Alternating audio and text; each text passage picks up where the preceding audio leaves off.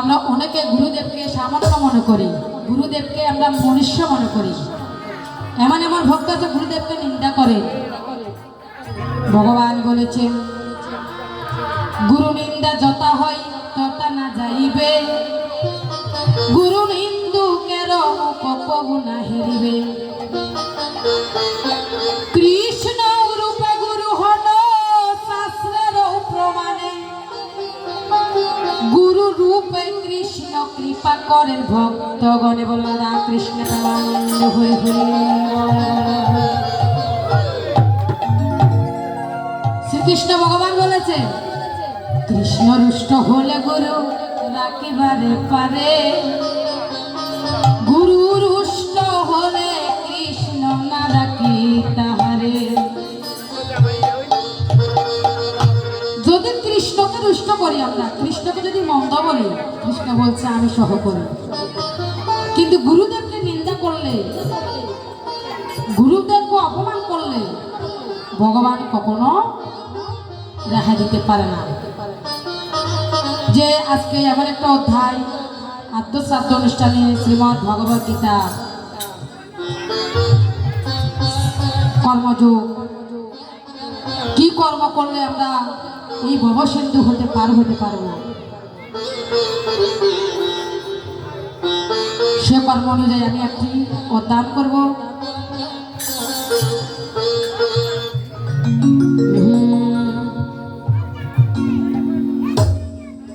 জিও শেষং কর্মাণে মত বুদ্ধি জনার্দন তং কিং কর্মাণি গুষ্যস্ম্যং নিয়োজয়াসি কেশবং ব্রহ্মীশ্রণবৈধ্যন বুদ্ধি মহাশশিবং কারিমিণং বল নিবেশকেন শ্লোকহয় বর্তমান লোকে হাস্যমিনা ত্রিবিধানিষ্টপুরভক্তা মায়ানগ জ্ঞানযোগন সাক্ষাৎ কর্মযোগন যোগিনা অন কর্মেণ কর্মজ্ঞানম পুরুষৌ স্মৃতে নিচ্ছৌষম দর্শনদেবম ধীরে সিদ্ধি সমাধিরগচ্ছতি হি ক্বচিৎ কদামপি জাতু তিষ্ঠত কমর্জুন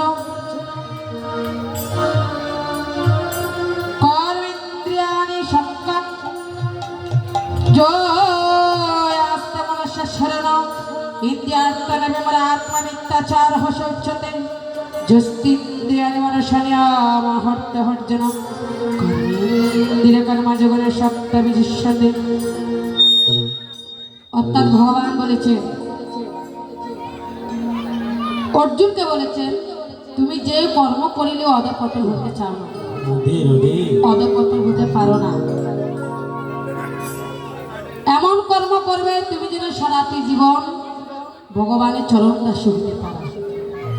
শ্রীকৃষ্ণ ভগবান অর্জুনকে বলেছে। তখন অর্জুন ভগবানকে প্রশ্ন করেছেন, কি কর্ম করিলে আমি মুক্তি হতে পারবো প্রভু? আমি তো কুরুক্ষেত্রের ময়দানে অন্তরা ধৃতরাষ্ট্রের 100টি সন্তান হরণ করেছি। কারণ যে জ্ঞাতিবর্গ, ওই জ্ঞাতিবর্গকে আমি হত্যা করে আমি পাপ করেছি। তা আমাকে সে পাপ থেকে কিভাবে মুক্তি হতে হবে? কে বলেছেন? অর্জুন বলেছে। যে জ্ঞাতিবর্গ যাদেরকে দেখলে আমার পরম পূজনীয়, কিন্তু তাদের জন্য আমি অস্ত্র নিয়ে দাঁড়িয়েছিলাম। একজন সন্তান যখন বংশের মধ্যে জন্ম হয়, জ্ঞাতিবর্গ আত্মীয় স্বজন সবাই খুশি হন। কেন? পৃথিবীতে আমরা সারা জীবন থাকবো না, ওই সন্তান যখন বেঁচে থাকবে আমার বংশ আলোকিত করবে, আমার বংশের বাতি জ্বালাবে, আমি একটা জলপিণ্ডের মালিক হব। সেই আশা ব্যক্ত করে সেই বংশ আনন্দে গোবিন্দের কাছে কামনা করেন, এই সন্তানটা যেন ভগবান তুমি পরমাই দাও, তুমি বেঁচে রাখো, আমাদের বংশ বিস্তারটা যেন রক্ষণাবেক্ষণ করে। কিন্তু আজকে সেই বংশ নষ্ট করতে আমি অস্ত্র দিয়ে তাদের পক্ষে যুদ্ধে এসেছি, যাদেরকে দেখলে আমার পরম পূজনীয়। আজকে আমি সেই জ্ঞাতিবর্গকে বধ করেছি। হে প্রভু, আমি এই পাপ থেকে কবে মুক্তি পাবো, কিভাবে মুক্তি পাবো? তখন অর্জুন বলেছেন, তোমাকে একবার বৈষ্ণব সেবা দিতে হবে। তুমি যে কুরুক্ষেত্র রণাঙ্গনে যেই যুদ্ধ করে আত্মীয় স্বজনকে বধ করেছ, সেই পাপ থেকে মুক্তি হতে হলে তোমাকে বৈষ্ণব সেবা দিতে হবে। এই করে যুগে বৈষ্ণব সেবা হচ্ছে বড় সেবা। তুমি যদি বৈষ্ণব সেবা দিতে পারো তাহলে তোমার পাপ থেকে মুক্তি পাবে। বলছি এসে বৈষ্ণব নয়, যেই বৈষ্ণবের প্রতি গ্রাসে গ্রাসে স্বর্গের ঘন্টা বাজবে, সেই বৈষ্ণবকে এনে তোমাকে সেবা দিতে হবে। তাহলে তুমি পাপ থেকে মুক্তি পেতে পারো, না হলে তোমার পাপ থেকে মুক্তি নেই। আমি সংক্ষেপে বলতেছি, এমন একটা ভগবানের কাছে উক্তি রেখেছে, ভগবান আমরা তো অনেকবার বৈষ্ণব সেবা দিয়েছি, আমাদের তো প্রতিটি গ্রাসে গ্রাসে স্বর্গের ঘন্টা বাজে, শঙ্করের ঘন্টা বাজেনি।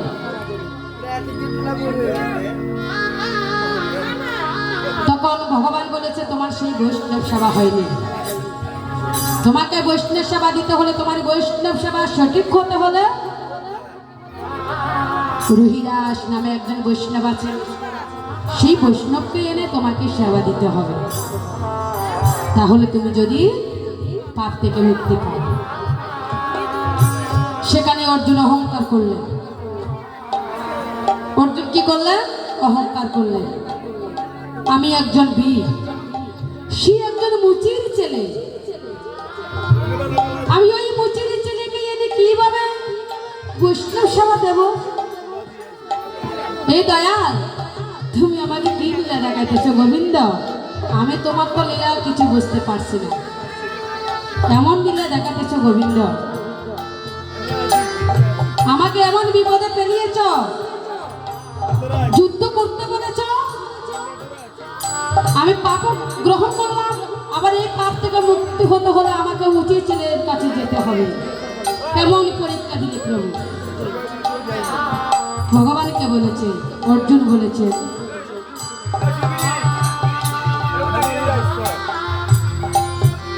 তখন অর্জুন মনে মনে অহংকার করেছে, আমি একজন বীর হই, আমি কিভাবে ওই মুচির ছেলের কাছে যাব? মুচির ছেলের কাছে আমি নত হব। তখন শ্রীকৃষ্ণ ভগবান বলেছেন, প্রভু আমার পক্ষে সম্ভব নয়, ওই মুচির ছেলের কাছে আমি যাব না। আবারও শ্রীকৃষ্ণ ভগবান বলেছেন, তুমি দম্ভ করেছ, তুমি অহংকার করতেছ, অহংকার করলে কখনো ধর্ম হয় না। কাম ক্রোধ লোভ মোহ মদ মাৎসর্য, আমাদের দেহের মধ্যে 6টি দেবতা আছে, যাকে বলা হয় 6 রিপু।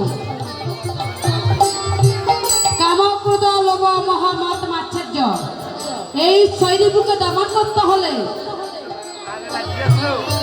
তোমার কাছে অহংকার ছেড়ে দিতে হবে। ওই 6 রিপুকে যদি তুমি দমন করতে পারো তাহলে তোমার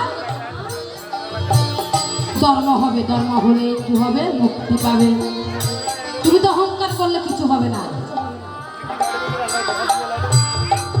সেখানে অর্জুন বিরাট বিপদে পড়লেন। হ্যাঁ গোবিন্দ, তুমি আমাকে কি লীলা দেখাইতেছ, আমার এখন কি উপায়? আমি সংক্ষেপে বলতেছি, কিন্তু কাহিনীটা অনেক বড়। তখন সেই যখন ভগবান বুঝিয়েছিলেন, কাম ক্রোধ লোভ মোহ মদ মাৎসর্য, তুমি 6 রিপুকে দমন করো, তুমি যদি মুক্তি চাও। তখন সেই 6 রিপুকে দমন করে ওই রুহিরাজ বৈষ্ণবের কাছে গেলেন। সেখানে রুহিরাজ বৈষ্ণবের কাছে যখন গেলেন, তার গায়ের মধ্যে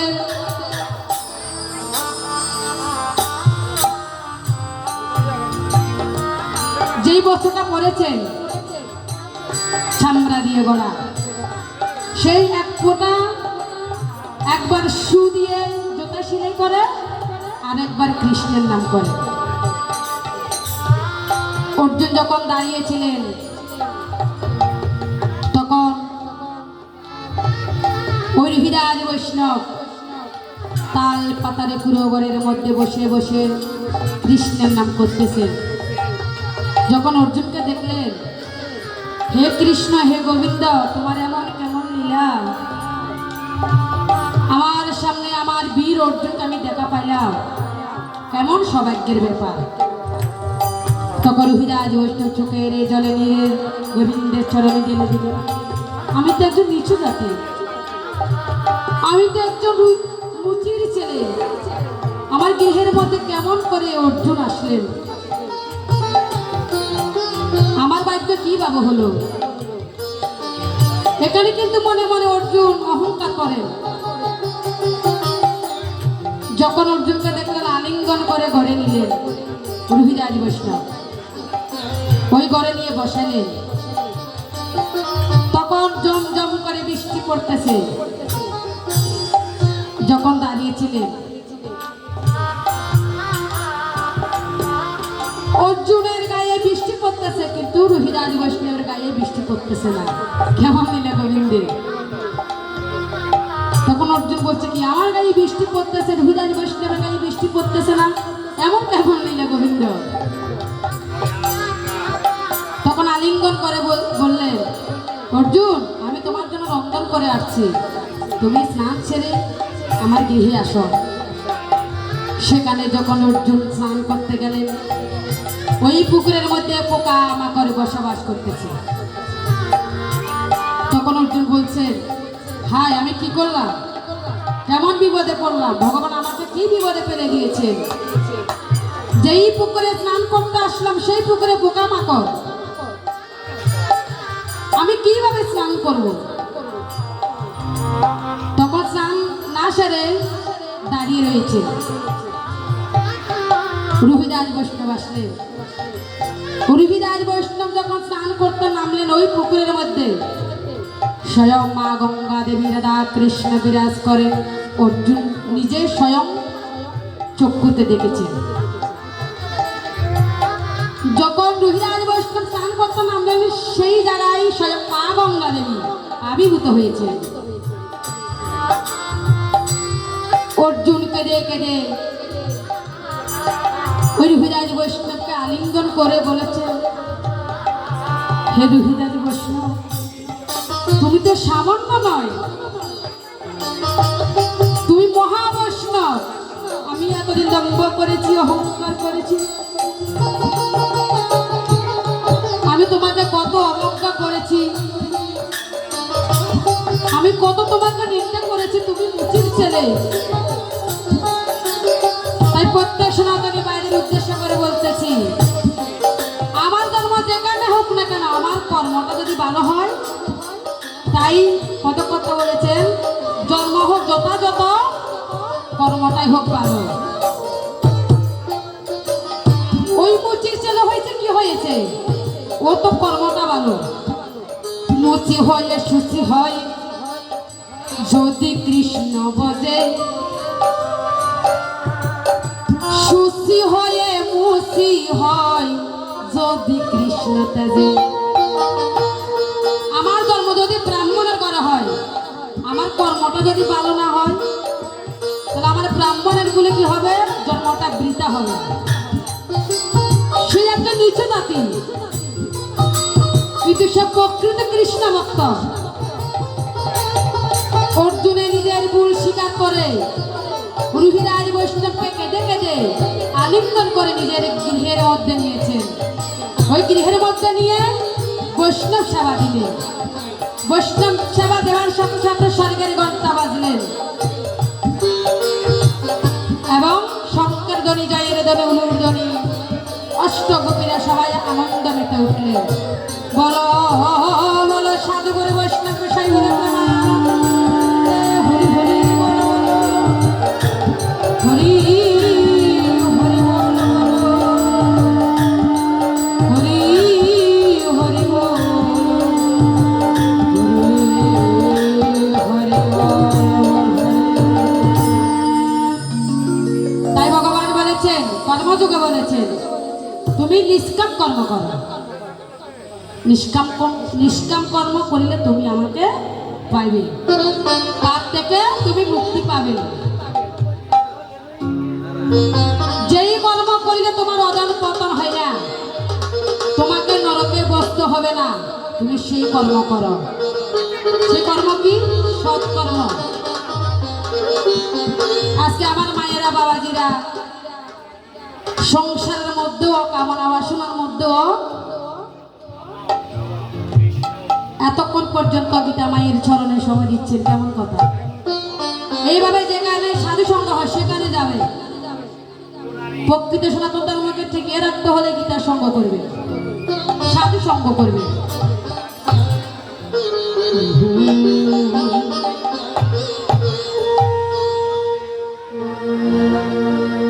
মানুষে হইয়াছে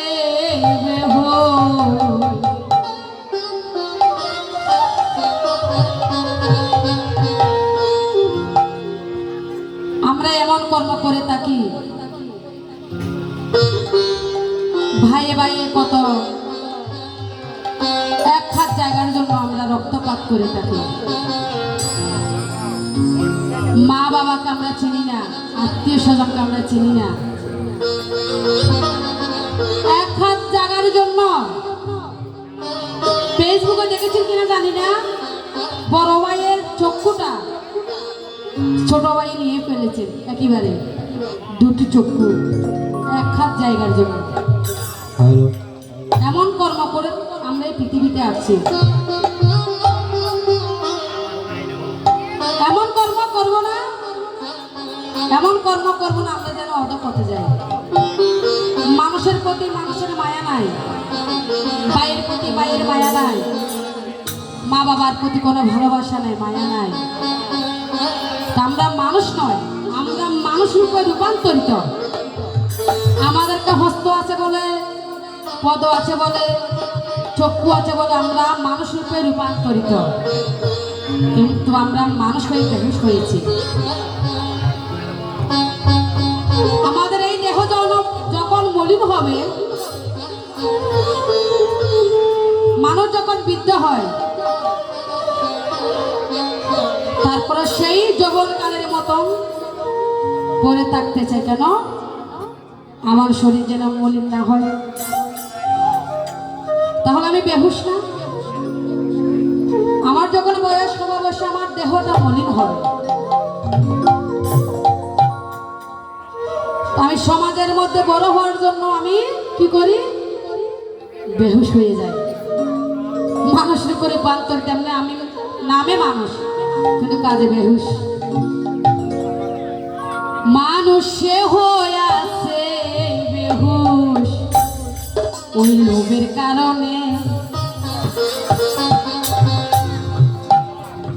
মানুষ কেন হয় না মানুষ? কর্মের কারণে।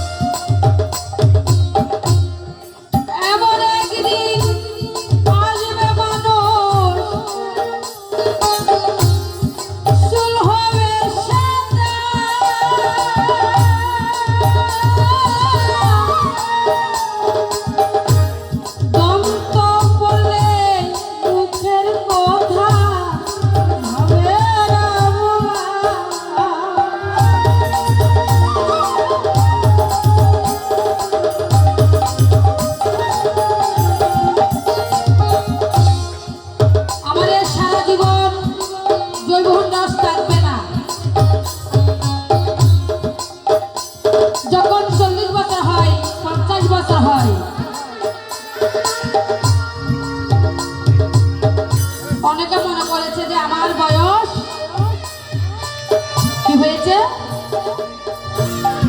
বেড়ে গেছে। বয়স বাড়লে কি হয়? ওই পরমায়ু কমে যায়।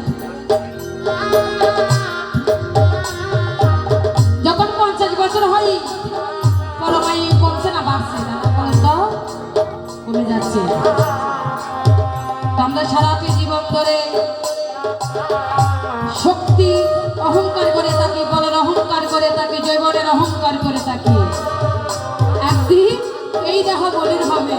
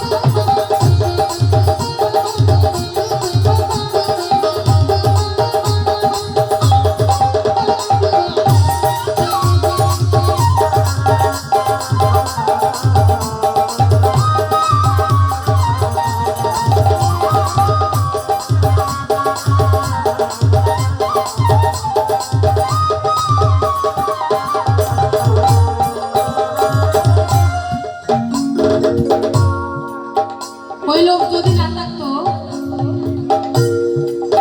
তাহলে এক হাত জমির জন্য, এক হাত জায়গার জন্য বাইরের চক্ষুটা নিত না, নিত? একেবারে দুটো চক্ষু নিয়ে ফেলেছেন লোভের কারণে।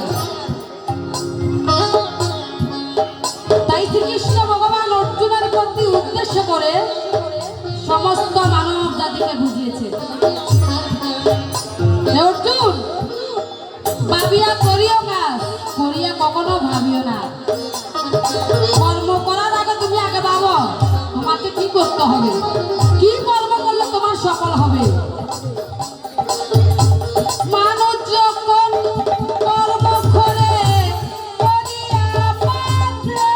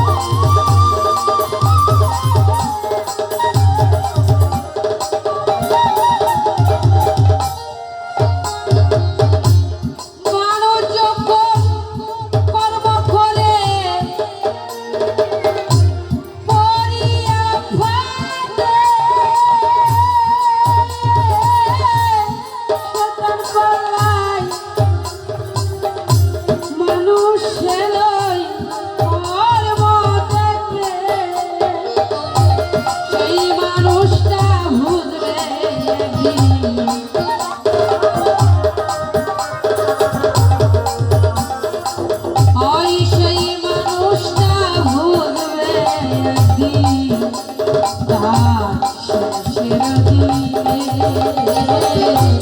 মানুষ কেন হয় না মানুষ কর্মের কারণে হয় মানুষ কেন হয় না মানুষ লোভের কারণে